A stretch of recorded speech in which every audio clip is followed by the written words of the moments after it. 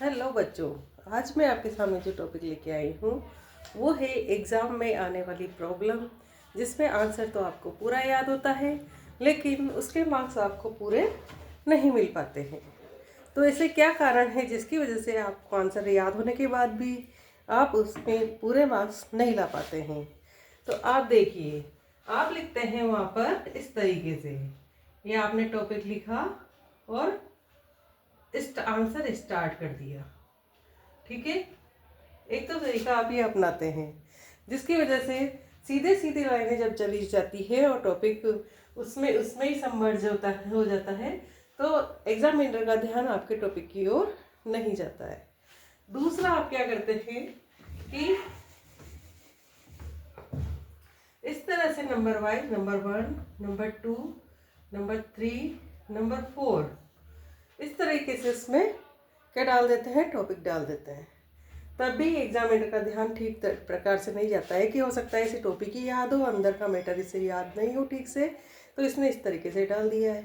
ठीक है, तो आपको क्या करना है, आपको करना है कि आपके टॉपिक को इस तरीके से एक बॉक्स में लिखें। ठीक है, कैसे लिखें? एक बॉक्स में टॉपिक, फिर उसके सब टाइटल या उसके प्रकार लिखें अपन इस तरीके से। टाइटल लिखने के बाद जैसे 1, 2, 3, 4, 5, वही आपका टाइटल है, उसके 4 प्रकार हैं। तो चारों प्रकारों को आप इस प्रकार से लिख सकते हैं और उनके भी सब टाइटल है, उन प्रकारों के भी उप प्रकार है। तो कैसे लिखेंगे? ये 1, 2 और 3 इसी तरीके से बनाते हुए सब में चलेंगे और सभी के उप प्रकार भी हम लिखेंगे।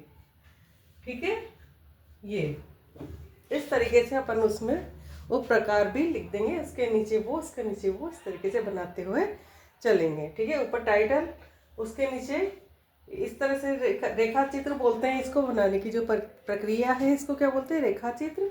यहाँ लिखेंगे अपन उसके प्रकार, है ना, और प्रकारों के नीचे उप प्रकार जो होंगे वो यहाँ पर नीचे लिखने में आएंगे। ठीक है, और यदि आपको इससे भी एक पैटर्न क्या होता है, अट्रैक्टिव लगता है और एग्जामिनर का ध्यान फोकस उस पर जाता है कि इसने आंसर किस तरीके से दिया होगा अंदर। एक और तरीका है, एक और तरीका ये है कि आपने जैसे बीच में बना दिया एक अंडकोश, या बोल सकते हैं अपन फ्लावर बनाते हैं तो उसमें बीच में क्या रहते हैं, जहाँ बीज ही बीज रहते हैं और छोटी छोटी छोटी फ्लावर्स, पत्तियाँ सी रहती है मामूली सी, है ना। तो बीज का एक सेंटर बना दिया गोल, उसमें लिख दिया आपने अपना टाइटल। ओके, और फिर इसके बाद बना दी आपने इसकी पत्तियाँ, ये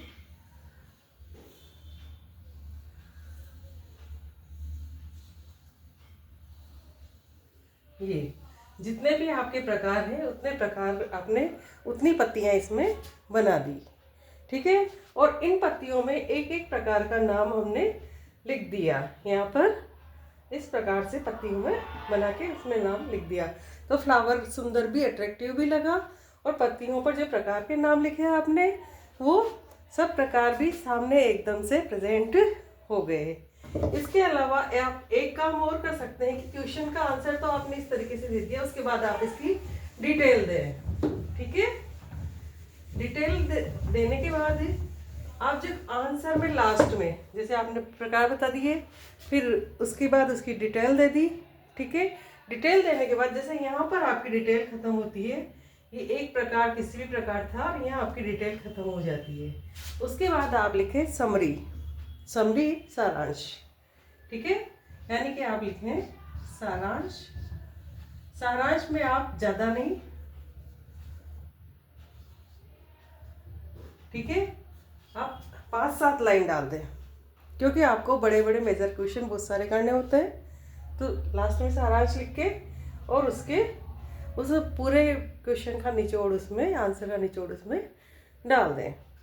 ठीक है, इसके बाद सारांश में आप एक चीज़ और भी दे सकते हो, जैसे यदि कोई महिलाओं से संबंधित है तो बेटी बचाओ बेटी पढ़ाओ के नारे डाल दो, एक एक दो, है ना।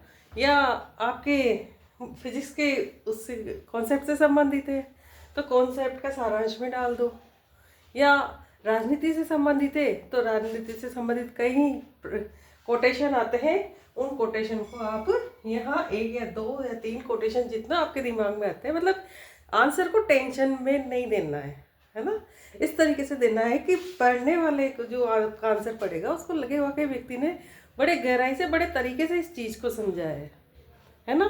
तो इसमें 1-2 कोटेशन, जरूरी नहीं कि वो कोटेशन आपकी बुक में हो, लेकिन टॉपिक से रिलेटेड हो, है ना, टॉपिक से रिलेटेड होंगे और उनको आप यहाँ पे लिख सकते हो, तो आपका आंसर बहुत ही बेटर तरीके से होगा और उसमें आपको फुल मार्क्स मिलने के चांसेस ज़्यादा से ज़्यादा बन जाएंगे।